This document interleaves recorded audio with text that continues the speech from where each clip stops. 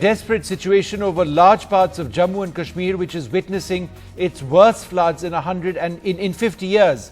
Nearly 150 people have lost their lives, and the Prime Minister will be visiting the area tomorrow to gauge what the situation is.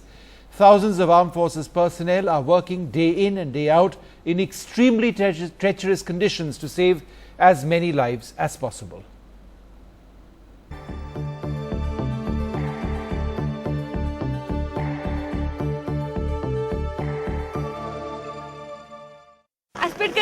मदद अल्लाह ताला कर भी मदद इस मामले सारी दुनिया मामले योर आज पे करीब के रहम ऐसे चीज ऑटोन में ट्रकन में भी हर काम बाज Maimuna's family lost their home to the floods, said to be the worst in 50 years.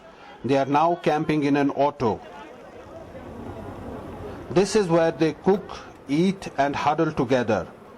With nowhere to go, many families have made standing trucks and bus their home.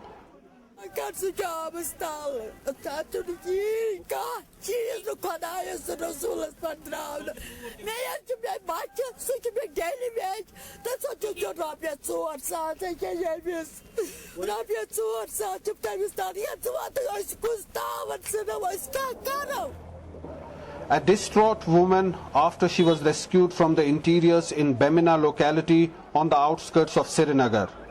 Thousands have been marooned with entire localities under water. The districts of Pulwama, Shupaiya, Kulgam, Anantnag and Gandarbal are completely cut off. In the midst of all the devastation, 11,000 people rescued so far by the army. 11 Jawans were swept away in the Pulwama district after their boat capsized. 2 have been rescued so far. So far we have been only doing this on the terrestrial mode because the helicopters which we have standby have been unable to take off. As of today, we have evacuated over 8,000 people who were affected by the rising floodwaters.